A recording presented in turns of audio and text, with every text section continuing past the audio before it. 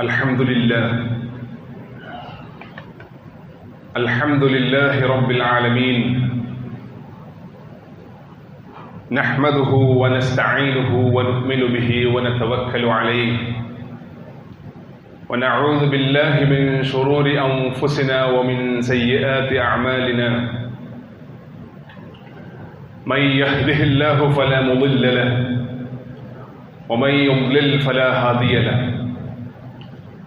وأشهد أن لا إله إلا الله وحده لا شريك له وأشهد أن محمدًا عبده ورسوله أرسله بالهدى ودين الحق ليظهره على الدين كله ولو كره المشركون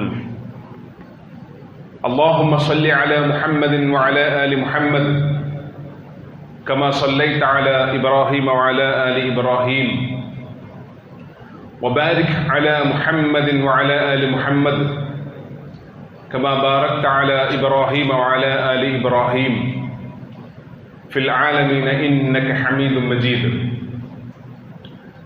أما بعد فإن خير الحديث كتاب الله وخير الهدي هدي محمد صلى الله عليه وسلم وشر الأمور محدثاتها وكل محدثة بدعة وكل بدعة ضلالة أيها الناس أوصيكم وإياي أولا بتقوى الله قال الله سبحانه وتعالى في القرآن الكريم أعوذ بالله من الشيطان الرجيم بسم الله الرحمن الرحيم يا أيها الذين آمنوا اتقوا الله حق تقاته ولا تموتن إلا وأنتم مسلمون صدق الله العلي العظيم ബഹുമാന്യരായ സഹോദരി സഹോദരന്മാരെ, സത്യവിശ്വാസികളെ, വിശ്വാസിനികളെ, പ്രഭു സുബ്ഹാനഹു വ തആലയുടെ കൽപ്പനകളെല്ലാം തന്നെ നമ്മുടെ രഹസ്യവും പരസ്യവുമായിട്ടുള്ള എല്ലാ മേഖലകളിലും കാത്തു സൂക്ഷിച്ചുകൊണ്ട് മുത്തഖികളായി ജീവിക്കാൻ ബോധപൂർവം തന്നെ ശ്രമിക്കണമെന്ന് ഉണർത്തുകയാണ്, ഉത്ബോധിപ്പിക്കുകയാണ്. നമ്മൾ മുസ്ലിം സമൂഹം ദുൽഹജ്ജ് കഴിഞ്ഞ് ദുൽഖഅദ കൂടി കഴിഞ്ഞുകൊണ്ടിരിക്കുകയാണ്, അവസാനിച്ചു. പുതിയ ഒരു മാസത്തിലേക്ക് കടക്കുകയാണ്. മുഹറമാണ് തുടങ്ങുന്നത്. അത് ഹിജ്റയുടെ ബേസിലുള്ളതാണ് എന്നുള്ളത് നമുക്കറിയാം. ഈ സന്ദർഭത്തിൽ ഹജ്ജിൻ്റെ എല്ലാ ആത്മീയതകൾക്കും ശേഷം തൊട്ടുടനെ തന്നെ മുസ്ലിം സമൂഹം ചിന്തിക്കുന്നതും ആലോചിക്കുന്നതും ഹിജ്റയെക്കുറിച്ചാണ്. അത് യാദൃശ്ചികമായിട്ടുള്ളതാണ് എന്ന് തോന്നുന്നില്ല. ഇബ്രാഹിം നബിയുടെ ചരിത്രം, കുടുംബത്തിൻ്റെ ചരിത്രം ഒക്കെ കേട്ട് മനസ്സിലാക്കിയ നമ്മൾ ആ കുടുംബം ചെയ്ത ഹിജ്റയ്ക്ക് ശേഷം പ്രവാചക തിരുമേനി സല്ലല്ലാഹു അലൈഹി വസല്ലമയുടെ ഹിജ്റ അത് അനുസ്മരിക്കുകയാണ് പുതിയ വർഷത്തിൻ്റെ ആരംഭത്തോടുകൂടി. അപ്പോൾ ഹിജ്റയും ഈ ഹജ്ജ് കഴിഞ്ഞിട്ട് ഇബ്രാഹിം നബിയെ കുറിച്ചിട്ടുള്ള ഓർമ്മകളും അല്ലെങ്കിൽ ഇബ്രാഹിം നബിയും തമ്മിൽ പ്രത്യേകമായിട്ടുള്ള ബന്ധം നമുക്ക് കാണാൻ കഴിയും. പ്രവാചക തിരുമേനി സല്ലല്ലാഹു അലൈഹി വസല്ലമയുടെ ഹിജ്റ, അതും ഇബ്രാഹിം നബിയുടെ ജീവിതവും തമ്മിലൊക്കെ ആരും പറഞ്ഞു തരാതെ തന്നെയുള്ള വ്യക്തമായിട്ടുള്ള ബന്ധം ഉള്ളതായിട്ട് നമുക്ക് അറിയുന്ന കാര്യമാണ്. റസൂൽ സല്ലല്ലാഹു അലൈഹി വസല്ലമയുടെ ഹിജ്റ, അതിലെ ഒരുപാട് പാഠങ്ങൾ നമ്മൾ വ്യത്യസ്ത കാലഘട്ടങ്ങളിൽ മനസ്സിലാക്കിയിട്ടുള്ളവരാണ്. റസൂൽ സല്ലല്ലാഹു അലൈഹി വസല്ലമയുടെ ഹിജ്റയുടെ ലക്ഷ്യവും മറ്റുള്ള പ്രവാചകന്മാരുടെ ഹിജ്റയുടെ ലക്ഷ്യവും തമ്മിൽ വലിയ വ്യത്യാസങ്ങളും നമുക്ക് കാണാൻ കഴിയില്ല. റസൂൽ കരീം സല്ലല്ലാഹു അലൈഹി വസല്ലം എന്തിനാണ് ഹിജ്റ ചെയ്തിട്ടുള്ളത് എന്ന് നമ്മൾ പരിശോധിച്ചു നോക്കിയാൽ അതിൽ നിന്ന് നമുക്ക് ലഭ്യമാകുന്ന ഏറ്റവും പ്രധാനപ്പെട്ട ഒരു ഗുണപാഠം എന്ന് പറയുന്നത്, നമുക്കും മുസ്ലിം സമൂഹത്തിനും മഹല്ലുകൾക്കുമൊക്കെ വിഷൻ ഉണ്ടാവണം, പ്രത്യേകമായിട്ടുള്ള ലക്ഷ്യമുണ്ടാകണം എന്ന് പറയുന്ന കാര്യമാണ്. ലക്ഷ്യമില്ലാതെ മുന്നോട്ട് പോയി കഴിഞ്ഞാൽ പ്രതിസന്ധികൾ വരുമ്പോൾ തരണം ചെയ്യാൻ കഴിയില്ല എന്ന് പറയുന്ന പാഠം കൂടി അതിൻ്റെ കൂട്ടത്തിൽ നമുക്ക് മനസ്സിലാക്കാൻ കഴിയും. ഇബ്രാഹിം നബി അലൈഹി സ്വലാത്തു വസ്സലാമും അങ്ങനെ തന്നെയാണ്. ഞാൻ ഇബ്രാഹിം നബിയെ കുറിച്ച് ഇപ്പോൾ പറയുന്നതിൻ്റെ കാര്യം എന്താന്ന് പറഞ്ഞാൽ, അത് 1 മാസം 1.5 മാസം മുമ്പ് നമ്മൾ ഇബ്രാഹിം നബിയെ മനസ്സിലാക്കിയത് കൊണ്ടാണ്. റസൂൽ കരീം സല്ലല്ലാഹു അലൈഹി വസല്ലമ ഹിജ്റക്ക് പുറപ്പെടുമ്പോൾ പ്രാർത്ഥിച്ചൊരു പ്രാർത്ഥന ആ വിഷന്റെ ഭാഗമായിട്ടുള്ള പ്രാർത്ഥനയാണ്. വഖുർ റബ്ബി അദ്ഖിൽനി മുദ്ഖല സിദ്ഖിൻ വഅഖ്രിജ്നി മുഖ്റജ സിദ്ഖിൻ വജഅൽനി മിൻ ലദുൻക സുൽത്താനൻ നസീറ. മക്കയിൽ നിന്ന് മദീനയിലേക്ക് ഹിജ്റ പോകുമ്പോൾ അള്ളാഹു തന്നെ പ്രാർത്ഥിക്കാൻ വേണ്ടി ആവശ്യപ്പെട്ട ഒരു പ്രാർത്ഥന. അത് റസൂൽ സല്ലല്ലാഹു അലൈഹി വസല്ലം പ്രാർത്ഥിക്കുന്നത് എന്താണ്? പടച്ചോനെ, എൻ്റെ ഈ പുറപ്പാട് സത്യസന്ധമായിട്ടുള്ള പുറപ്പാടാക്കി അനുഗ്രഹിക്കണേ. അതുപോലെ തന്നെ ഞാൻ ചെല്ലുന്ന സ്ഥലം, ആ ചെന്നെത്തുന്നതും സത്യസന്ധമായിട്ടുള്ള ഒരു ചെന്നെത്തലാക്കണം. വജഅൽനി മിൻ ലദുൻക സുൽത്താനൻ നസീറ. പടച്ചോനെ, എനിക്ക് തെളിവ് വേണം, എന്നെ സഹായിക്കുന്ന തെളിവ് വേണം. തഫ്സീറുകളിൽ നമുക്ക് കാണാൻ കഴിയുന്നത് സുൽത്താൻ എന്ന് പറഞ്ഞാൽ അള്ളാഹു എന്നെ ഏൽപ്പിച്ചിട്ടുള്ള വഹീന്റെ അടിസ്ഥാനത്തിലുള്ള ഈ മൂല്യങ്ങൾക്ക് ഒരു അധികാരം വേണം, എന്നാൽ മാത്രമേ ഇത് നിലനിൽക്കുള്ളൂ. തഫ്സീറുകൾ പറയുന്ന ഒരു വാചകം ഇങ്ങനെയാണ്: മുൽക്കൻ ഖവിയ്യൻ നാസിറൻ ലിൽ ഇസ്ലാം. മുൽക്കൻ, സുൽത്താൻ എന്ന് പറഞ്ഞാൽ മുൽക്കൻ, അധികാരം, നാസിറൻ ലിൽ ഇസ്ലാം, ഈ ഇസ്ലാമിനെ സഹായിക്കുന്ന ഒരു അധികാരം വേണം. പിന്നീട് നമ്മൾ ചരിത്രത്തിൽ കാണുന്നത് ആ ഇസ്ലാമിക മൂല്യങ്ങളെ സംരക്ഷിക്കുന്ന ഒരു ഭരണഘടനയും സംവിധാനവുമാണ് മദീനയിൽ കാണുന്നത്. അപ്പൊ റസൂൽ കരീം സല്ലല്ലാഹു അലൈഹി വസല്ലമയുടെ മനസ്സിൽ ആദ്യമേ ഉള്ള ഒരു സ്വപ്നമുണ്ട്, ഒരു ലക്ഷ്യമുണ്ട്, ഒരു വിഷനുണ്ട്. ആ വിഷൻ അനുസരിച്ചാണ് റസൂൽ സല്ലല്ലാഹു അലൈഹി വസല്ലം ആദ്യം മുതൽ തന്നെ പോയിക്കൊണ്ടിരിക്കുന്നത്. പെട്ടെന്നൊന്നും ഉണ്ടായതില്ല. യാദൃശ്ചികമായിട്ടുള്ള ഒരു സംവിധാനമല്ല മദീനയിൽ ഉണ്ടാകുന്നത്. മക്കയിൽ തന്നെ സഹാബെ കിറാം മർദ്ദനമേറ്റുകൊണ്ടിരിക്കുന്ന പശ്ചാത്തലത്തിൽ, കൊടുമ്പിരി കൊണ്ട പശ്ചാത്തലത്തിൽ ഖബ്ബാബ് റളിയല്ലാഹു അൻഹു വന്നിട്ട് കഅബയിൽ ചാരിയിരിക്കുന്ന റസൂൽ സല്ലല്ലാഹു അലൈഹി വസല്ലമയോട് ചോദിക്കുന്നുണ്ടല്ലോ, ഒരുപാട് മർദ്ദനങ്ങൾ ഏറ്റുകൊണ്ടിരിക്കുകയാണ്, പ്രവാചകരെ താങ്കൾ പ്രാർത്ഥിക്കുന്നില്ലേ എന്ന് ചോദിച്ചു. അലാ തദ്ഉ ലനാ അലാ തസ്തൻസിറു ലനാ, അല്ലാഹുവിനോട് സഹായം ചോദിക്കുന്നില്ലേ, പ്രാർത്ഥിക്കുന്നില്ലേ? അപ്പൊ ആശ്വസിപ്പിച്ചുകൊണ്ട് പറയുന്നത്, എന്നാൽ ലക്ഷ്യത്തിലേക്ക്, വിഷനിലേക്ക് പ്രവാചകൻ സല്ലല്ലാഹു അലൈഹി വസല്ലമ എന്ത് വിഷനാണോ സഹാബെ കിറാമിനുണ്ടാക്കിയത്, ആ ലക്ഷ്യത്തെ ഓർമ്മപ്പെടുത്തിക്കൊണ്ട് ചില കാര്യങ്ങൾ പറയുന്നുണ്ട്. മുമ്പുള്ള പ്രവാചകന്മാർക്കൊക്കെ ഒരുപാട് മർദ്ദനങ്ങൾ ഏൽക്കേണ്ടി വന്നിട്ടുണ്ട്, വാളുകൊണ്ട് മുറിക്കപ്പെട്ടിട്ടുണ്ട്, കിടങ്ങുകൾ മൂടപ്പെട്ടിട്ടുണ്ട് എന്നൊക്കെ പറഞ്ഞിട്ട് പറയുന്നത് സയ്യിദി സമാൻ. എപ്പോഴത് പറയുന്നത്? മർദ്ദനങ്ങൾ ഏറ്റുകൊണ്ടിരിക്കുന്ന പശ്ചാത്തലത്തിൽ, ഒരു ഗതിയും കിട്ടില്ല എന്ന് ചരിത്രം വീക്ഷിച്ചു കൊണ്ടിരിക്കുന്ന പശ്ചാത്തലത്തിലാണ് റസൂൽ സല്ലല്ലാഹു അലൈഹി വസല്ലം പറയുന്നത്. ആ പറയുന്നതിന്റെ വർത്തമാനം എങ്ങനെയാണ്? ഒരു കാലഘട്ടം വരുന്നുണ്ട്, വല്ലാഹി ലയുതിമ്മന്ന അല്ലാഹു ഹാദൽ അംർ, ഈ വിശ്വാസത്തെ അല്ലാഹു സുബ്ഹാനഹു വ തആല പൂർത്തീകരിക്കുക തന്നെ ചെയ്യും. ഹത്താ യസീറ റാകിബു മിൻ സനആ ഇലാ ഹദറമൗത്ത്, സനആ മുതൽ ഹദറമൗത്ത് വരെ എന്ന് പറഞ്ഞാൽ ആ കാലഘട്ടത്തിൽ 2500 കിലോമീറ്ററുകൾ ദൈർഘ്യമുള്ള 2 പ്രദേശങ്ങളാണ്. ആ കാലഘട്ടത്തിൽ ആർക്കും അതിലൂടെ സഞ്ചരിക്കാൻ കഴിയുമായിരുന്നില്ല. കൊള്ളയും കൊലപാതകവും നടന്നിരുന്ന പ്രദേശമാണ്. ആ പ്രദേശത്തിലെ ശാന്തിയെ, ക്ഷേമത്തെ മുൻനിർത്തിക്കൊണ്ട് പ്രവാചകൻ സല്ലല്ലാഹു അലൈഹി വസല്ലം പറയുന്ന കാര്യം എന്താണ്? ആ സ്ഥലത്തിലൂടെ ഹത്താ യസീറ റാകിബ് മിൻ സനആ ഇലാ ഹദറമൗത്ത് ലാ യഖാഫു ഇല്ലല്ലാഹ്, ഒരു യാത്രക്കാരൻ അല്ലാഹുവിനെ മാത്രം സൂക്ഷിച്ചാൽ മതി, അല്ലാഹുവിന്റെ നിർദ്ദേശങ്ങൾ മാത്രം കേട്ടാൽ മതി, വേറെ ആരെയും പേടിക്കാതെ ആ ഭീകര പ്രദേശത്തിലൂടെ സമാധാനത്തോടുകൂടി യാത്ര ചെയ്യാൻ പറ്റുന്ന ഒരു ക്ഷേമരാഷ്ട്രം വരാൻ പോവുകയാണ് എന്നാണ് റസൂൽ സല്ലല്ലാഹു അലൈഹി വസല്ലം പറയുന്നത്. അദ്ദേഹത്തിന് ആട്ടിൻപറ്റങ്ങൾ ഉണ്ടെങ്കിൽ, അദ്ദേഹത്തിന്റെ കൂടെ ആടുകൾ ഉണ്ടെങ്കിൽ, അല്ലെങ്കിൽ അവിടെ താമസിക്കുന്ന ആളുകൾക്ക് ആടുകൾ ഉണ്ടെങ്കിൽ മനുഷ്യരെ ഒന്നും പേടിക്കേണ്ട ആവശ്യമില്ല, കട്ടുകൊണ്ടുപോകുന്നത്. ചെന്നായെ ശ്രദ്ധിച്ചാൽ മതി, അങ്ങനെയുള്ള ഒരു കാലഘട്ടമാണ് വരാൻ പോകുന്നത്. വലാകിന്നകും തസ്തഅജിലൂൻ, പക്ഷെ നിങ്ങൾ ധൃതി പിടിക്കുകയാണ്. ഇത് നാളെ തന്നെ നടക്കുമെന്ന് വിചാരിക്കേണ്ടതില്ല. ഒരു വിഷൻ ഇട്ടിട്ടാണ് കൊണ്ടുപോകുന്നത്. അപ്പോൾ ആ മർദ്ദനം ഏറ്റുകൊണ്ടിരിക്കുന്ന സഹാബെ കിറാമിനുണ്ടാകുന്ന ഒരു ആശ്വാസമുണ്ട്.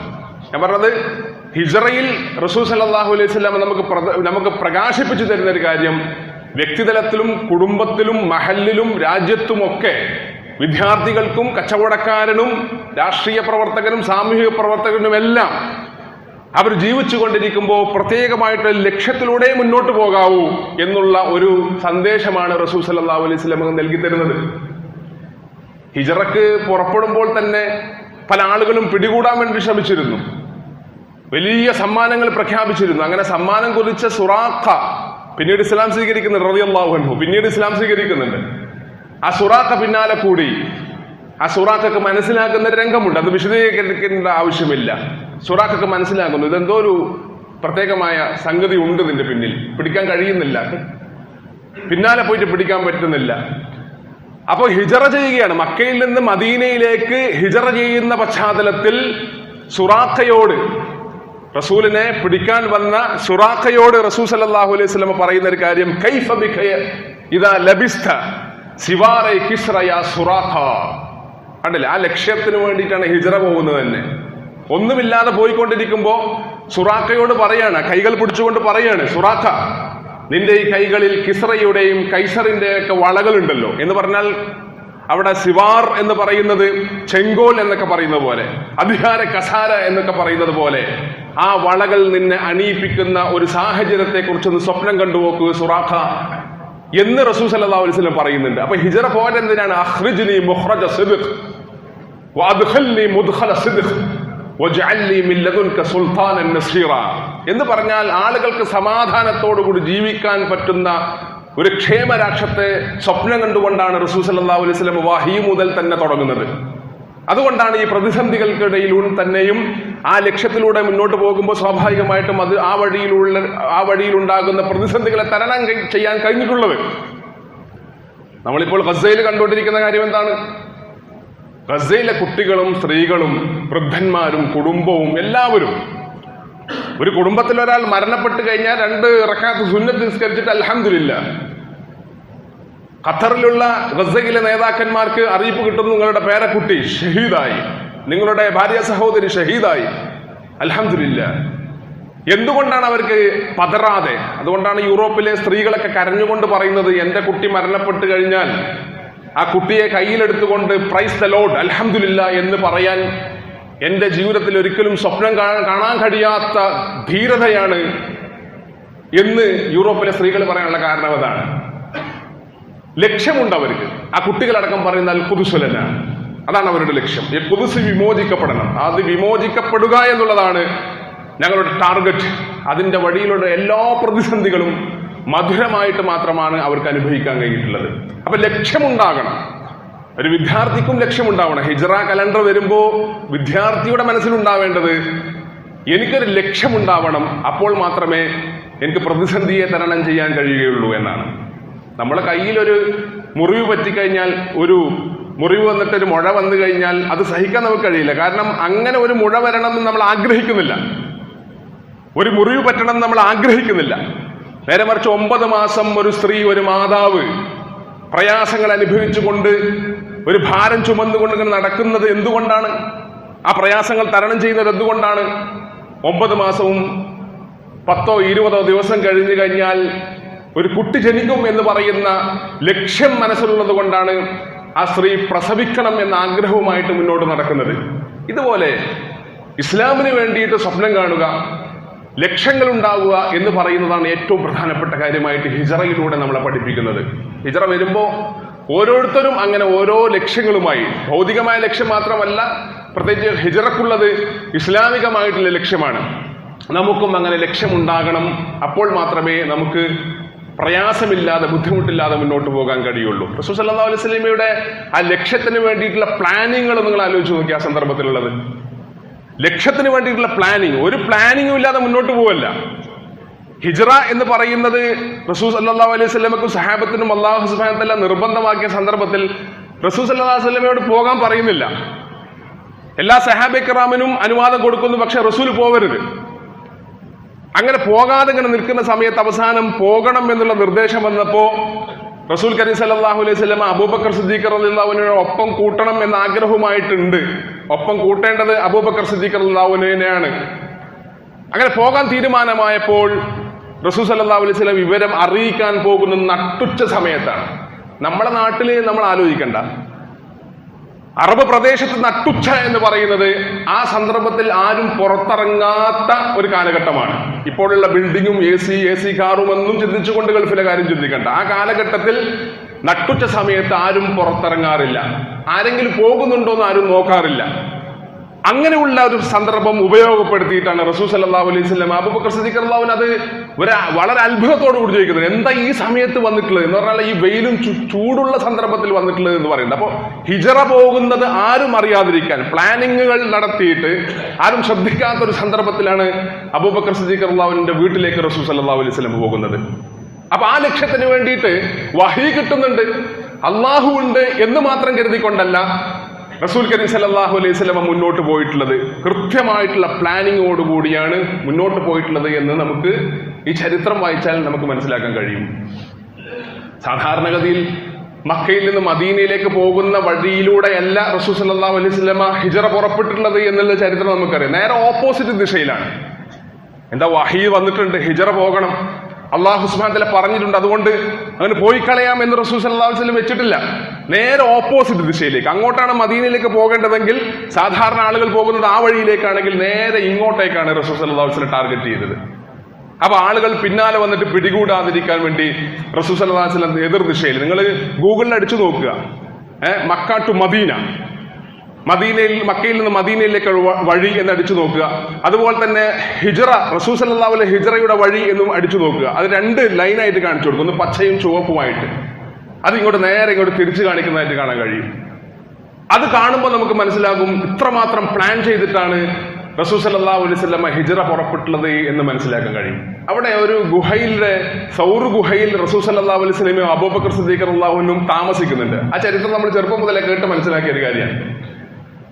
അസ്മാ റളിയല്ലാഹു അൻഹ അവിടെ ഉണ്ടായിരുന്നു. അസ്മാ റളിയല്ലാഹു അൻഹ ഭക്ഷണം, അബൂബക്കർ സിദ്ദീഖ് റളിയല്ലാഹു അൻഹു നമ്മൾ പുറപ്പെടുമ്പോൾ ഭക്ഷണം കരുതുകയില്ല എന്ന് ചോദിച്ചപ്പോൾ ഭക്ഷണം കരുതാൻ പാടില്ല. കാരണം ഭക്ഷണം കരുതുമ്പോൾ ഒരു യാത്ര പോവുകയാണെന്നുള്ളൊരു ഫീൽ ആളുകൾക്ക് തോന്നും. അതുകൊണ്ട് ഭക്ഷണമൊന്നും വേണ്ട, ഭക്ഷണമില്ലാതെ പുറപ്പെടുകയാണ്. പക്ഷെ ഭക്ഷണമില്ലാതെ മുന്നോട്ട് പോയി കഴിഞ്ഞാൽ ഹിജറ ചെയ്യാൻ കഴിയില്ല, ഭക്ഷണം കഴിക്കണം. അത് റസൂൽ സല്ലല്ലാഹു അലൈഹി വസല്ലം ചെയ്ത പ്ലാനിങ്ങിനെ കുറിച്ച് നിങ്ങളൊന്ന് ആലോചിച്ച് നോക്കുക. ഏതൊരു സ്ത്രീയും ശ്രദ്ധിക്കേണ്ട ഏറ്റവും പ്രധാനപ്പെട്ട കാര്യമാണ്. അവിടെ അസ്മാ റളിയല്ലാഹു അൻഹയുണ്ട്. അസ്മാ റളിയല്ലാഹു അൻഹയുടെ ഭർത്താവ് സുബൈർ റളിയല്ലാഹു അൻഹു ഒരു കച്ചവട ആവശ്യാർത്ഥം പുറത്തേക്ക് പോയിട്ടുണ്ട്, അവിടെ ഇല്ല. അസ്മാ റളിയല്ലാഹു അൻഹക്ക് അന്ന് 9 മാസം ഗർഭമാണ്. എന്ന് പറഞ്ഞാൽ ഹിജറ പോയതിന് ശേഷം അസ്മാ റളിയല്ലാഹു അൻഹ ഹിജറ പോകുന്നത് ഒറ്റക്കാണ്, ആരും ഉണ്ടായിട്ടില്ല. അങ്ങനെ മദീനയിലെത്തിയിട്ട് ആദ്യത്തെ പ്രസവം അസ്മാ റളിയല്ലാഹുവിന്റെ പുത്രനാണ് അവ്വാം. സുബൈർ എന്ന് പറയുന്നത്, നമ്മൾ അവിടെ അസ്മാ റളിയല്ലാഹുവിന്റെ പ്രസവം നടക്കുന്നത് മദീനയിൽ വെച്ചിട്ടാണ് എന്നുള്ള ചരിത്രം നമുക്ക് കാണാൻ കഴിയും. അപ്പൊ അസ്മാ റളിയല്ലാഹുവിന് ഭക്ഷണം കൊണ്ടുപോയി കൊടുക്കുന്നതിന്റെ രംഗം ചരിത്രത്തിൽ പറയുന്നത് അതെങ്ങനെയാണ്, എന്തുകൊണ്ട് അസ്മാ റളിയല്ലാഹു അൻഹ, അവിടെ വേറെ ആളുകൾ ഉപയോഗപ്പെടുത്താമല്ലോ, 9 മാസം ഗർഭമുള്ള അസ്മാ റളിയല്ലാഹു അൻഹയെ എന്തുകൊണ്ട് റസൂൽ സല്ലല്ലാഹു അലൈഹി വസല്ലം സെലക്ട് ചെയ്തു? ആളുകളൊക്കെ ഇങ്ങനെ വാച്ച് ചെയ്യാണ്, ആരെങ്കിലും ഭക്ഷണം കൊണ്ടുപോയി കൊടുക്കുന്നുണ്ടോ? മുഹമ്മദിനും അബൂബക്കറിനൊക്കെ ആരെങ്കിലും ഭക്ഷണം എത്തിച്ചു കൊടുക്കുന്നുണ്ടോ എന്ന് ഇങ്ങനെ വാച്ച് ചെയ്തുകൊണ്ടിരിക്കുകയാണ്. ഇങ്ങനെ ആളുകൾ, ഇങ്ങനെ ശത്രുക്കൾ ഇങ്ങനെ നോക്കിക്കൊണ്ടിരിക്കുകയാണ്. അപ്പൊ ഒരാള് കയ്യിൽ ഭക്ഷണം കരുതി മുന്നോട്ട് പോകുമ്പോൾ സ്വാഭാവികമായിട്ടും എങ്ങോട്ടാണ് പോകുന്നത് എന്ന് നോക്കി ഫോളോ ചെയ്യും, പിന്നാലെ കൂടും. ഇതൊന്നും ഇല്ലാതിരിക്കാൻ വേണ്ടി അസ്മാ റളിയല്ലാഹു അൻഹ ഗർഭം ചുമക്കുന്ന ഗർഭിണിയായ അസ്മാ റളിയല്ലാഹു അൻഹ ആദ്യമേ സ്വാഭാവികമായിട്ടും വയറിങ്ങനെ കുറച്ച് പുറത്തേക്ക് ഉണ്ടാവും, സ്ത്രീകളാകുമ്പോൾ സ്വാഭാവികമായിട്ടും. ദാത്തുന്നിതാഖൈൻ, ഇരട്ടപ്പട്ടക്കാരി എന്നാണ് ചരിത്രത്തിൽ അസ്മാ റളിയല്ലാഹു അൻഹ അറിയപ്പെടുന്നത്, അബൂബക്കർ സിദ്ദീഖ് റളിയല്ലാഹുവിന്റെ മകൾ. എന്തുകൊണ്ടാണ് പേര് അങ്ങനെ വന്നത്? സാധാരണ ഒരു അരപ്പട്ട ഉണ്ടാകും, അതിന് പുറമെ ഈ വയറിന്റെ മുകളിൽ പത്തിരി പോലെയുള്ള, ഈത്തപ്പഴം പോലെയുള്ളത് ഇങ്ങനെ ഫിറ്റ് ചെയ്തിട്ട് ഉള്ളിൽ കെട്ടിവെച്ചു എന്നുള്ളതാണ് ചരിത്രം പറയുന്നത്. അതെന്തുകൊണ്ടാണ്? അപ്പൊ ഫ്രീ ആയിട്ട് പോവുകയാണ്. കാരണം ആദ്യമേ വയറ് പുറത്തിങ്ങനെ ഉന്തി നിൽക്കുന്നത് ആളുകൾക്ക് അറിയാം, ഗർഭിണിയാണ്. അതിനകത്ത് ഭക്ഷണം കരുതി എന്നുള്ളത് ഉണ്ടാകുമെന്നുള്ള ആളുകൾക്ക് ഊഹിക്കാൻ കഴിയില്ല, സംശയിക്കാൻ കഴിയില്ല. അതുപോലും റസൂൽ സല്ലല്ലാഹു അലൈഹി വസല്ലമ ഉപയോഗപ്പെടുത്തിയിട്ടാണ് റസൂൽ സല്ലല്ലാഹു അലൈഹി വസല്ലമ ഹിജറ ചെയ്തിട്ടുള്ളത് എന്ന് നമുക്ക് കാണാൻ കഴിയും. ഇങ്ങനെ ഒന്നും പ്ലാൻ ചെയ്യാതെ ഇസ്ലാം ലോകത്തുണ്ടാവുകയില്ല. ഒരു വ്യക്തി തന്നെ സമൂഹത്തിൽ മുന്നോട്ട് പോകാൻ കഴിയില്ല. അപ്പൊ ആദ്യം ഹിജറ നമ്മളെ പഠിപ്പിക്കുന്നത് ഒരു ലക്ഷ്യമുണ്ടാകുക എന്നുള്ളതാണ്. ഞാൻ ഇബ്രാഹിം നബിയുമായി ബന്ധപ്പെടുത്തിയിട്ട് പറയാനുള്ള കാരണം, ഇബ്രാഹിം നബി അലൈഹി സ്വലാത്തു വസ്സലാം പ്രാർത്ഥിച്ച പ്രാർത്ഥന ഏറ്റവും പ്രധാനപ്പെട്ട റബ്ബ് ജഅൽ ഹാദൽ ബലദൻ ആമിനൻ, ഈ രാജ്യത്തെ ഒരു സമാധാനത്തിന്റെ, ഭയപ്പാടില്ലാത്ത ഒരു രാജ്യമായി, ക്ഷേമരാജ്യമാക്കിയിട്ട് മാറ്റണേ എന്ന് ഇബ്രാഹിം നബി അലൈഹി സ്വലാത്തു വസ്സലാമും പ്രാർത്ഥിച്ചിട്ടുണ്ട്. അങ്ങനെയുള്ള രാജ്യങ്ങൾക്ക് വേണ്ടിയിട്ടാണ് മക്കയിലേക്ക് ഹിജറ ചെയ്തിട്ട് ഇബ്രാഹിം നബി വന്നിട്ടുള്ളത്. അവിടെ നിന്ന് അങ്ങോട്ട് ഫലസ്തീനിലേക്ക് ഹിജറ ചെയ്യുന്നതും അങ്ങനെയാണ്. ഇറാഖിലൊരു മകനും ഫലസ്തീനിലൊരു കുടുംബവും എന്നിട്ട് മക്കയിലൊരു കുടുംബവും ഒക്കെ നിലനിർത്താനുള്ള കാരണത്തെക്കുറിച്ച് പരിശോധിച്ച് നോക്കുമ്പോൾ ആ രാജ്യത്തൊരു പള്ളി ഉണ്ടാകണം എന്നുള്ളതല്ല, അതുണ്ട്. പക്ഷെ അതോടൊപ്പം തന്നെ രാജ്യം ക്ഷേമത്തോടുകൂടി മുന്നോട്ട് പോകണമെന്ന ആഗ്രഹം ഇബ്രാഹിം നബിക്ക് ഉണ്ടായിട്ടുണ്ട്. അതിന്റെ പേരിലാണ് ഹിജറ നടത്തിയിട്ടുള്ളത്. ഒരു സ്ഥലത്തും ഒതുങ്ങി നിന്നിട്ടില്ല ഇബ്രാഹിം നബി അലൈഹി സ്വലാത്തു വസ്സലാം. പ്രവാചകൻ സല്ലല്ലാഹു അലൈഹി വസല്ലമയും അങ്ങനെ തന്നെയാണ്. ഒരു സെറ്റിൽഡ് ലൈഫ്. എത്ര വയസ്സായി? 55 വയസ്സ്, 56 വയസ്സ്. എന്തായി? റിട്ടയർഡായി. ഇപ്പൊ എന്താണ്? വീട്ടിൽ സുഖമായിട്ട് നിൽക്കുകയാണ്. ഗൾഫിൽ സെറ്റിൽഡ് ആണ്, അല്ലെങ്കിൽ നാട്ടിൽ സെറ്റിൽഡ് ആണ്. ഇങ്ങനെ സെറ്റിൽഡ് ലൈഫ് എന്ന് പറയുന്നത് എല്ലാവരും ആഗ്രഹിക്കുന്ന ഒരു സ്വപ്നമാണല്ലോ. പക്ഷെ പ്രവാചകന്മാരെ കുറിച്ച് ആലോചിച്ച് നോക്കൂ. അവർക്കൊരു സെറ്റിൽഡ് ലൈഫില്ല. അവർക്ക് സ്വതന്ത്രമായിട്ടൊരു വീട് ഇങ്ങനെ ഉണ്ടാക്കി അവിടെ തന്നെ കൂടണം. എൻ്റെ മഹലിൽ, എൻ്റെ നാട്ടിൽ, എൻ്റെ പ്രദേശത്ത് എന്ന് പറയുന്നത് പ്രവാചകന്മാർക്കും ആഗ്രഹമുണ്ട്. പക്ഷേ ഈ ഹിജറയും ഇങ്ങനെ ഒരു ക്ഷേമരാഷ്ട്രത്തിന് വേണ്ടി സ്വപ്നം കൊണ്ട് നടക്കുന്ന പ്രവാചകന്മാർ സെറ്റിൽഡ് ലൈഫിന് വിരുദ്ധമായിട്ടാണ് ജീവിച്ചിട്ടുള്ളത് എന്ന് കാണാൻ കഴിയും. അപ്പൊ അവരുടെ ലക്ഷ്യം പ്രധാനമാണ്. പ്ലാനിങ്ങും ഉള്ളതായിട്ട് നമുക്ക് കാണാൻ കഴിയും. ഈ സന്ദർഭത്തിലൊക്കെ നമ്മൾ ഓരോ വ്യക്തികളും ഈ വിഷയങ്ങളെ കുറിച്ചിട്ട് ആലോചിച്ചു കൊണ്ടേയിരിക്കണം. നമുക്കും എന്ത് ലക്ഷ്യമാണുള്ളത്? സ്വർഗമാണ് ലക്ഷ്യം വെക്കുന്നത് എങ്കിൽ അതിനനുസരിച്ചുള്ള നടത്തം വേണം, അതിനനുസരിച്ചുള്ള സംസാരം വേണം, അതിനനുസരിച്ചുള്ള പ്രായോഗികമായ രീതികൾ വേണം. വലിയ ലക്ഷ്യമുള്ള ആളുകൾ ഈ മൊബൈൽ ഫോണിൽ കാണുന്ന, ഫേസ്ബുക്കിൽ കാണുന്ന, യൂട്യൂബിൽ കാണുന്ന അല്ലറ ചില്ലറ വർത്തമാനങ്ങൾ നോക്കി നിന്നുകൊണ്ട് സമയം കളയുന്ന ആളുകളായിരിക്കില്ല വലിയ ലക്ഷ്യമുള്ള ആളുകൾ. ഇവിടെ തന്നെ നമ്മൾ ഭൗതികമായിട്ട് വലിയ വലിയ കാഴ്ചപ്പാടുള്ള ആളുകളുണ്ടാവും, വലിയ വലിയ പണക്കാരുണ്ടാവും. അവരോട് പോയി ചോദിച്ചു നോക്കി. സാധാരണ 1 ലക്ഷത്തിലധികം, 2 ലക്ഷവും ഒരു 50 ലക്ഷമൊക്കെ ലൈക്കുകൾ കിട്ടുന്ന സാധാരണ സ്ത്രീകളും ഇവിടുത്തെ യുവാക്കളൊക്കെ കാണുന്ന ഒരുപാട് വ്ളോഗർമാരുണ്ടാവും. വലിയ വലിയ ലക്ഷ്യമിട്ട് നടക്കുന്ന ആളുകൾ ആ വ്ളോഗർമാരെ അറിയുക പോലും തന്നെ ഇല്ല. കാരണം അവരുടെ ലക്ഷ്യം വേറെയാണ്. ചെറിയ ചെറിയ ലക്ഷ്യങ്ങളുമായിട്ട് നടക്കുന്ന ആളുകളാണ് ഇവരുടെ ചെറിയ ചെറിയ സംസാരങ്ങളും ഈ വർത്തമാനങ്ങൾ കണ്ട് സമയം കളയുക. അപ്പോ നമ്മളെ പഠിപ്പിക്കുന്ന ഏറ്റവും പ്രധാനപ്പെട്ട കാര്യം, ഹിജറ വരുമ്പോൾ നമ്മളെ പഠിപ്പിക്കുന്ന ഒരു കാര്യം, നമുക്ക് വലിയ വലിയ സ്വപ്നങ്ങൾ ഉണ്ടാവട്ടെ, വലിയ വലിയ ലക്ഷ്യങ്ങൾ ഉണ്ടാവട്ടെ. ആ ലക്ഷ്യം ഇസ്ലാമികമാവട്ടെ എന്നുള്ളതാണ് റസൂൽ സല്ലല്ലാഹു അലൈഹി വസല്ലമയുടെ ഹിജറയിലൂടെ പഠിപ്പിച്ചിട്ടുള്ളത്. അതുപോലെ തന്നെ പ്ലാനിങ്ങും കൃത്യമായിട്ടുണ്ടാവണം. നല്ല പ്ലാനിങ് ഉണ്ടാവണം. എങ്കിൽ മാത്രമേ ലക്ഷ്യത്തിലേക്ക് നമുക്ക് എത്താൻ കഴിയുകയുള്ളൂ. ഈ ബദർ യുദ്ധം നടക്കുന്ന പശ്ചാത്തലത്തിൽ നിങ്ങൾ ശ്രദ്ധിച്ചു നോക്കിയിട്ടുണ്ടാവും. ബദർ യുദ്ധത്തിന്റെ എണ്ണം, ആ ബദർ യുദ്ധത്തിലെ മുശ്രിക്കുകളുടെ എണ്ണത്തെ കുറിച്ചിട്ട് നമുക്കറിയാം. ഇസ്ലാമിക പക്ഷത്ത് 311, 13 ഇങ്ങനെയൊക്കെ ചെറിയ അഭിപ്രായ വ്യത്യാസങ്ങൾ ഉണ്ടാവും. അങ്ങനെ 300 സംതിങ്, 313 അങ്ങനെയുള്ള അംഗങ്ങളാണ് ബദർ യുദ്ധത്തിൽ ഇസ്ലാമിക പക്ഷത്തുണ്ടായിരുന്നത്. അപ്പുറത്ത് ശത്രുപക്ഷത്തുണ്ടായിരുന്നത് 900-ലധികമാണ്. അത് കൃത്യമാണ്. അപ്പൊ റസൂൽ സല്ലല്ലാഹു അലൈഹി വസല്ലം അങ്ങനെ അവിടെ തമ്പടിക്കുന്ന പശ്ചാത്തലത്തിൽ റസൂൽ സല്ലല്ലാഹു അലൈഹി വസല്ലം ആദ്യം പറഞ്ഞേക്കുന്നത് ഒരു സഹാബീനെ, അവരെത്ര ആളുകളുണ്ട് എന്ന് നോക്കിയിട്ട് വാ, അവരെത്ര ആളുകളുണ്ട് എന്ന് നോക്കിയിട്ട് വാ. അങ്ങനെ ഒരു സഹാബി പോയിട്ട് നോക്കുന്നുണ്ട്. നോക്കിയിട്ട് പറഞ്ഞു അവര് 300-ന്റെയും 350-ന്റെയും ഇടയിലുള്ള ആളുകളാണ് അവരുള്ളത്. അപ്പൊ റസൂൽ സല്ലല്ലാഹു അലൈഹി വസല്ലം ആ ഒരു ഇൻഫർമേഷൻ ആണ്, അതിന്റെ അടിസ്ഥാനത്തിലാണ് മനക്കൂട്ടൽ നടത്തിയിട്ടുള്ളത് എങ്കിൽ യുദ്ധത്തിന്റെ അവസ്ഥ എന്തായിരിക്കും? റസൂൽ സല്ലല്ലാഹു അലൈഹി വസല്ലം അതുകൊണ്ട് മാത്രം നിർത്തിയില്ല. എന്നിട്ട് വേറൊരു സഹാബിയോട് പറയാണ്, അവരവിടെ തമ്പടിച്ചിട്ടുണ്ടാവും. തമ്പടിക്കാൻ അവർ യാത്ര ചെയ്യാൻ വേണ്ടി വന്ന വാഹനങ്ങളുണ്ട്. അതോടൊപ്പം തന്നെ അവർ ഭക്ഷണം കഴിക്കാൻ വേണ്ടിയിട്ട് എത്ര ഒട്ടകങ്ങളാണ് കൊടുത്തിട്ടുള്ളത് അതുകൂടി പരിശോധിച്ചിട്ട് പോവാം. അപ്പോ ആ സഹാബി വന്നിട്ട് റിപ്പോർട്ട് ചെയ്യാണ്, അവർ ഭക്ഷണം കഴിക്കാനായിട്ട് ഒരുക്കി കൂട്ടി കൊണ്ടുവന്നതിൽ 10 ഒട്ടകങ്ങളാണ്. അപ്പൊ മറ്റേ റിപ്പോർട്ട് കൊണ്ടുവന്ന ആ സഹാബിയോട് റസൂൽ സല്ലല്ലാഹു അലൈഹി വസല്ലം പറയാണ്, അവര് 300-ലധികമല്ല ആളുകളുണ്ട്, അവര് ഹും ബൈന 900 വ 1000, അവർ 900-ന്റെയും 1000-ന്റെയും ഇടയിൽ ആളുകളുണ്ട് എന്ന് റസൂൽ സല്ലല്ലാഹു അലൈഹി വസല്ലം പറയാണ്. എന്താ കാരണം? അറബികൾ ഒരു ഒട്ടകം കൊണ്ട് 100 ആളുകൾ ഭക്ഷിക്കും.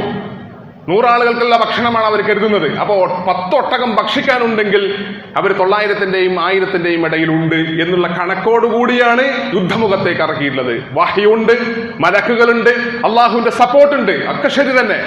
പക്ഷെ അതോടൊപ്പം തന്നെ ഭൗതികമായിട്ടുള്ള എല്ലാ പ്ലാനിങ്ങും റസൂൽ സല്ലല്ലാഹു അലൈഹി വസല്ലം അവിടെ നടത്തിയിട്ടുള്ളതായിട്ട് കാണാൻ കഴിയും. അപ്പോൾ ഹിജ്റ നമ്മളെ പഠിപ്പിക്കുന്ന ഏറ്റവും പ്രധാനപ്പെട്ട കാര്യം ലക്ഷ്യമുണ്ടാവുക, ആ ലക്ഷ്യത്തിനനുസരിച്ച് പ്ലാനിങ്ങുകൾ ഉണ്ടാവുക എന്ന് പറയുന്ന കാര്യമാണ്. അതോടൊപ്പം തന്നെ നമ്മൾ ഈ ലക്ഷ്യത്തിന് വേണ്ടിയിട്ട്, റസൂൽ സല്ലല്ലാഹു അലൈഹി വസല്ലം ഇസ്ലാമിക ലക്ഷ്യത്തിന് വേണ്ടിയിട്ടാണ്, ആ ലക്ഷ്യത്തിന് വേണ്ടിയിട്ട് സർവ്വതും സമർപ്പിക്കാൻ തയ്യാറാവുക എന്നുള്ളതാണ്. സർവ്വതും സമർപ്പിക്കേണ്ടി വരും. ആ ലക്ഷ്യവും പ്ലാനും ഉണ്ട്. അതോടൊപ്പം തന്നെ അള്ളാഹുവിന്റെ മാർഗത്തിൽ സമർപ്പിക്കാൻ തയ്യാറാവുക. നമ്മുടെ ഈഗോകൾ ഉണ്ടാവും, അതൊക്കെ അള്ളാഹ്ക്ക് വേണ്ടിയിട്ട് നമ്മൾ മാറ്റിവെക്കേണ്ടി വരും. നമ്മളെ സമ്പത്തുണ്ടാവും, അള്ളാഹുവിന് വേണ്ടി മാറ്റിവെക്കേണ്ടി വരും. ഹിജ്റ സന്ദർഭത്തിൽ സുഹൈബ് റൂമിയുടെ ചരിത്രം നമ്മൾ പഠിക്കുമ്പോൾ നമുക്ക് കാണാൻ കഴിയുന്ന കാര്യം അതാണ്. ആളുകൾ പിന്നാലെ കൂടും, ഈ റോമെന്ന് വന്നതാണ്, ഇവിടെ വന്നിട്ട് അധ്വാനിച്ചതാണ്, അതുകൊണ്ട് ഇവിടുത്തെ സമ്പത്ത് ഇവിടെ തന്നെ വെക്കണം. അപ്പൊ പിന്നാലെ കൂടിയിട്ട് ഒരു കുന്നിന്റെ മുകളിൽ സുഹൈബ് റൂമി, വലിയ അമ്പെയ്ത്തുകാരനാണ്, റളിയല്ലാഹു അൻഹു, അദ്ദേഹം പറയും, നിങ്ങൾക്ക് എന്താ വേണ്ടത്? നീ പുറത്തുനിന്ന് വന്നു, സമ്പത്ത് ഇവിടെ വെച്ച് പോകണം. അപ്പൊ സുഹൈബ് റൂമി പറയണം, അതാണോ? അങ്ങനെയാണെങ്കിൽ പ്രശ്നമില്ല, നിങ്ങൾ നേരത്തെ പറയണ്ടേ, എന്റെ ഫാം അവിടെയുണ്ട്, എന്റെ പൈസ അവിടെ ഉണ്ട്, എന്റെ സമ്പത്ത് അവിടെയുണ്ട്, അതെല്ലാം നിങ്ങൾ എടുത്തോളൂ, എന്റെ കുപ്പായം പോലും എടുത്തോളൂ എന്ന് പറഞ്ഞിട്ട് കുപ്പായം കൂടി കൊടുത്തിട്ടാണ് സുഹൈബ് റൂം പോയിട്ടുള്ളത്. അപ്പൊ അവരുടെ മൈൻഡിലുള്ള ലക്ഷ്യം എന്ന് പറയുന്നത് ഈ പറയുന്ന ഒരു ക്ഷേമരാജ്യം സ്വപ്നം കൊണ്ടുകൊണ്ട് ഇസ്ലാമിക മൂല്യങ്ങളുള്ള ഒരു സാമൂഹിക അന്തരീക്ഷം സ്വപ്നം കൊണ്ട് നടക്കുമ്പോൾ, അതിനനുസരിച്ച് പ്ലാൻ ചെയ്ത് മുന്നോട്ട് പോകുമ്പോൾ അള്ളാഹുവിന് വേണ്ടിയിട്ട് അത് സമ്പത്ത് സമർപ്പിച്ച ചരിത്രമാണ് സുഹൈബ് റൂമിയുടേത്. ഉമർ ഇബ്നുൽ ഖത്താബ് റളിയല്ലാഹു അൻഹു എല്ലാവരും ഒളിഞ്ഞാ പോയത്. ഉമർ ഇബ്നുൽ ഖത്താബ് റളിയല്ലാഹു അൻഹു ശരീരം സമർപ്പിച്ചുകൊണ്ടാണ് പോകുന്നത്. ഉമർ ഖത്താബ് റളിയല്ലാഹു അൻഹു പറഞ്ഞു, ധൈര്യസമേതം, ഞാൻ ഒളിച്ചിട്ടൊന്നല്ല പോകുന്നത്, നിങ്ങൾ വെട്ടാണ്ടെങ്കിൽ വന്നിട്ട് വെട്ടിക്കോളി. എന്തായാലും ആ സന്ദർഭത്തിൽ ആളുകളൊക്കെ കൂടി നിന്ന് ഒരുപക്ഷെ ആ ഒരു ഈഗോ വർക്കൗട്ട് ചെയ്യുമ്പോൾ ശത്രുക്കൾ വന്നിട്ട് വാളുകൊണ്ട് വെട്ടി കൊലപ്പെടുത്താനുള്ള സാധ്യതയുള്ള സന്ദർഭത്തിലാണ് ഞാനിവിടെ നിങ്ങളുടെ മുമ്പിലുണ്ട്, കാബയുടെ മുമ്പിൽ, ആർക്കെങ്കിലും ധൈര്യം ഉണ്ടെങ്കിൽ ഇങ്ങോട്ട് വന്നോ എന്ന് പറഞ്ഞുകൊണ്ട് സ്വന്തം ശരീരത്തെ സമർപ്പിച്ചുകൊണ്ടാണ് ഉമർ ഖത്താബ് റളിയല്ലാഹു അൻഹു ഹിജ്റ പോകുന്നതായിട്ട് കാണാൻ കഴിയുന്നത്. അബൂ സലമ എന്ന് പറയുന്നത് സ്വന്തം കുടുംബത്തെ ഒഴിവാക്കിയിട്ട് പോയ ചരിത്രമൊക്കെ നമ്മൾ ചരിത്രത്തിൽ കാണാൻ കഴിയുന്നത്. അപ്പൊ എല്ലാം അള്ളാഹുവിന് വേണ്ടി സമർപ്പിക്കുക. അങ്ങനെ സമർപ്പിക്കുമ്പോഴാണ് ആ ലക്ഷ്യത്തിലേക്ക് എത്താൻ കഴിയുകയുള്ളൂ. ചരിത്രം അങ്ങനെ വീണ്ടും വീണ്ടും അതിങ്ങനെ കലണ്ടറിൽ വന്നുകൊണ്ടിരിക്കുമ്പോൾ അതൊക്കെ നമ്മുടെ മനസ്സിലേക്ക് വന്നുകൊണ്ടിരിക്കണം. നമ്മളൊന്ന് ആലോചിച്ച് നോക്കി, മക്ക വിജയത്തിന് ശേഷം മദീനയിലേക്ക് പോയ സഹാബെ കിറാം പിന്നെ ഫത്ഹ് മക്ക ഉണ്ടായിട്ട് മക്കയിലേക്ക് ഇങ്ങനെ വന്നു നോക്കുന്നുണ്ട്. അപ്പൊ ഓരോ സഹാബിമാരും ഇതിന്റെ വീടാണ്, അത് മറ്റാളുടെ വീടാണ്, ഈ സ്ഥലം എന്റേതാണ്, എല്ലാതും കയ്യേറ്റം ചെയ്തിരിക്കുകയാണ്. മുശ്രിക്കുകള് ഈ വീടുകളും സ്ഥലമൊക്കെ കയ്യേറ്റം ചെയ്തിരിക്കുകയാണ്. വേണമെങ്കിൽ ആ സ്ട്രെങ്ത് ഉപയോഗിച്ചിട്ട്, ആ ശക്തി ഉപയോഗിച്ചിട്ട് ഇത് നിന്റെ വീടായിരുന്നു, എനിക്കിവിടെ താമസിക്കണമെന്ന് സഹാബിമാര് പറയാമായിരുന്നു. പക്ഷെ ഒരൊറ്റ സഹാബി പോലും എനിക്ക് ആ വീട് വേണം എന്ന് പറഞ്ഞിട്ടില്ല. കാരണം അവരോട് പറഞ്ഞത് അള്ളാഹുവിന് വേണ്ടിയിട്ട് ആ സ്ഥലവും വീടും സമ്പത്തും നിങ്ങൾ ഒഴിവാക്കണം. ഒരു വട്ടം ഒഴിവാക്കി അള്ളാഹുവിന് വേണ്ടി ഒഴിവാക്കി തിരിച്ചെടുക്കുന്നവരല്ല സഹാബിമാര്. നമ്മളൊരാൾക്ക് സദക്കന് കൊടുത്തു കഴിഞ്ഞാൽ ആ സദക്ക കൊടുത്തിട്ട് അയാൾ അതുകൊണ്ട് വലിയ കച്ചവടക്കാരത്ത് വലിയ പൈസക്കാരനായിരുന്നെങ്കിൽ അയാളോട് പോയി ചോദിക്കുമോ, ഞാൻ അന്ന് പണ്ട് സദക്ക തന്നെ ആ പൈസ കണ്ട് അട്ടിക്കാൻ ചോദിക്കൂലല്ലോ. നമ്മൾ കൊടുത്തതാണ് അള്ളാഹിന്റെ മാർഗത്തിൽ, അത് പിന്നെ തിരിച്ചു ചോദിക്കൂല. ഒരു സഹാബിയും പിന്നീട് തിരിച്ചു ചോദിച്ചില്ല. അത്രമാത്രം അള്ളാഹ്ക്ക് വേണ്ടിയിട്ട് സമർപ്പിച്ചവർ, അത്രമാത്രം അള്ളാഹുവിന് വേണ്ടി കൊടുത്തവർ, ആ ചരിത്രമാണ് ഹിജ്റ എന്ന് പറയുന്നത്. അങ്ങനെ ഉള്ള ഒരു സമൂഹത്തിന് മാത്രമേ ഇവിടെ ലക്ഷ്യം പൂർത്തീകരിക്കാൻ കഴിയുള്ളൂ, മാറ്റങ്ങൾ ഉണ്ടാക്കാൻ കഴിയുള്ളൂ. ആ അർത്ഥത്തിൽ ഹിജ്റയെ നമ്മൾ വായിക്കുക. ഈ പുതിയ വർഷം ആ അർത്ഥത്തിൽ നമ്മൾ ചിന്തിക്കുക. ഓരോരുത്തരും ഓരോ ഭാഗത്തും അവരുടെ ഇസ്ലാമികമായ മര്യാദകളും മൂല്യങ്ങളെ കുറിച്ച് ചിന്തിക്കുക. റബ്ബ് സുബ്ഹാനഹു വ തആല ഇസ്ലാമികമായ ലക്ഷ്യമുള്ളവരായി ജീവിക്കാനുള്ള മഹാസൗഭാഗ്യം നമുക്ക് നൽകി അനുഗ്രഹിക്കുമാറാവട്ടെ. അതിനനുസരിച്ച് പ്ലാൻ ചെയ്യാനുള്ള സമയവും ആസൂത്രണം നടത്തുവാനുള്ള സന്ദർഭവുമൊക്കെ അള്ളാഹു സുബ്ഹാനഹു വ തആല നമുക്ക് ഒരുക്കി നൽകി അനുഗ്രഹിക്കുമാറാവട്ടെ. അള്ളാഹുവിന് വേണ്ടി, അള്ളാഹുവിന്റെ മൂല്യങ്ങൾക്ക് വേണ്ടി, അള്ളാഹുവിന് വേണ്ടിയിട്ട് എല്ലാം സമർപ്പിക്കാനുള്ള ആത്മധൈര്യം, ഈമാനികമായ കരുത്ത് റബ്ബ് സുബ്ഹാനഹു വ തആല നമുക്ക് എല്ലാവർക്കും നൽകി അനുഗ്രഹിക്കുമാറാവട്ടെ. വആഖിറു ദഅവാനാ അനിൽ ഹംദുലില്ലാഹി റബ്ബിൽ ആലമീൻ.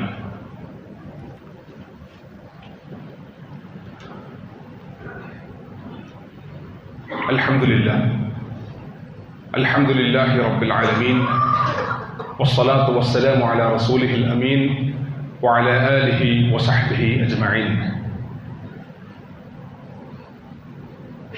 أعوذ بالله من الشيطان الرجيم بسم الله الرحمن الرحيم يا أيها الذين آمنوا اتقوا الله حق تقاته ولا تموتن إلا وأنتم مسلمون صدق الله العلي العظيم. ബഹുമാന്യരായ വിശ്വാസിനികളെ, സഹോദരന്മാരെ, റബ്ബ് സുബ്ഹാനഹു വ തആലയുടെ എല്ലാ നിർദ്ദേശങ്ങളും നമ്മുടെ ജീവിതത്തിൻ്റെ എല്ലാ ഭാഗത്തും നമ്മൾ നിർവഹിക്കുന്നുണ്ടോ എന്ന് പരിശോധിക്കണം. അല്ലാഹു സുബ്ഹാനഹു വ തആല നമ്മളിൽ നിന്ന് വിട്ടുനിൽക്കാൻ പറഞ്ഞ എല്ലാ മോശപ്പെട്ട കാര്യത്തിൽ നിന്നും വിട്ടുനിൽക്കുന്നുണ്ടോ എന്നും പരിശോധിക്കണം. അങ്ങനെ മുത്തഖികളായി ജീവിക്കാൻ ബോധപൂർവ്വം ശ്രമിക്കുക. അല്ലാഹു സുബ്ഹാനഹു വ തആല അത്തരത്തിൽ ജീവിക്കുന്ന സാഹചര്യങ്ങളിലൂടെ മുന്നോട്ട് പോകാൻ അല്ലാഹു നമുക്ക് തൗഫീഖ് നൽകി അനുഗ്രഹിക്കുമാറാവട്ടെ. നമ്മുടെ പ്രയാസങ്ങൾ അല്ലാഹു സുബ്ഹാനഹു വ തആല ദൂരീകരിച്ച് അനുഗ്രഹിക്കുമാറാവട്ടെ. ലോകത്ത് ഇസ്ലാമിന് വേണ്ടിയിട്ട്, മൂല്യങ്ങൾക്ക് വേണ്ടിയിട്ടൊക്കെ ജീവിച്ചുകൊണ്ടിരിക്കുന്ന ഗസയിലെ പോലെയുള്ള അതുപോലെയുള്ള ഒരുപാട് പ്രദേശങ്ങളിൽ ഒരുപാട് നിരപരാധികൾ പ്രയാസം അനുഭവിക്കുന്നുണ്ട്. അല്ലാഹു സുബ്ഹാനഹു വ തആല അവർ ടാർഗറ്റ് ചെയ്ത് അവരുടെ ലക്ഷ്യത്തിലേക്ക് അവരെ പ്രയാണം നടത്തി അവരെ അനുഗ്രഹിക്കുമാറാവട്ടെ. അവരുടെ പ്രയത്നങ്ങൾക്ക് അർഹമായ പ്രതിഫലം നൽകി അനുഗ്രഹിക്കുമാറാവട്ടെ. നമ്മുടെ ഉമ്മമാരെയും ഉപ്പമാരെയും അല്ലാഹു സുബ്ഹാനഹു വ തആല അനുഗ്രഹിക്കുമാറാവട്ടെ. സ്ത്രീകൾക്ക് പ്രത്യേകമായ തഖ്വ നൽകി അനുഗ്രഹിക്കുമാറാവട്ടെ. നമ്മളെ കൊച്ചുകുട്ടികൾക്ക്, വിദ്യാർത്ഥികൾക്ക് അവരെ ചുറ്റിപ്പറ്റി അവരുടെ ചുറ്റുഭാഗത്തും തിന്മയിലേക്ക് കൊണ്ടുപോകാനുള്ള പ്രത്യേകമായ ഫണ്ടിങ്, പ്രത്യേകമായ സംഘടനകളൊക്കെ പ്രവർത്തിച്ചു കൊണ്ടിരിക്കുന്ന സാഹചര്യമാണുള്ളത്. അള്ളാഹു നമ്മുടെ മക്കളെ കാത്തുരക്ഷിച്ച് അനുഗ്രഹിക്കുമാറാവട്ടെ. മുസ്ലിം സമൂഹത്തിന് അള്ളാഹു സുബ്ഹാനഹു വ തആല ദിശാബോധം നൽകി അനുഗ്രഹിക്കുമാറാവട്ടെ. സംഘടനാ നേതാക്കൾക്ക് ഈമാനും പക്ഷപാതിത്വമില്ലായ്മയും നീതിയും ഒക്കെ നൽകി അനുഗ്രഹിക്കുമാറാവട്ടെ. അല്ലാഹുമ്മ ഗ്ഫിർ ലിൽ മുഅ്മിനീന വൽ മുഅ്മിനാത്ത് വൽ മുസ്ലിമീന വൽ മുസ്ലിമാത്ത്. അല്ലാഹുമ്മ അഇസ്സൽ ഇസ്ലാമ വൽ മുസ്ലിമീൻ വഅദില്ല ശിർക വൽ മുശ്രിക്കീൻ. അല്ലാഹുമ്മ അജിർനാ മിനൻ നാർ, അല്ലാഹുമ്മ അജിർനാ മിനൻ നാർ, അല്ലാഹുമ്മ അജിർനാ മിനൻ നാർ. ربنا تقبل منا دعاءنا انك انت السميع العليم وتب علينا انك انت التواب الرحيم واغفر لنا يا غافر المذنبين. امين امين برحمتك يا ارحم الراحمين. وقوموا للصلاه.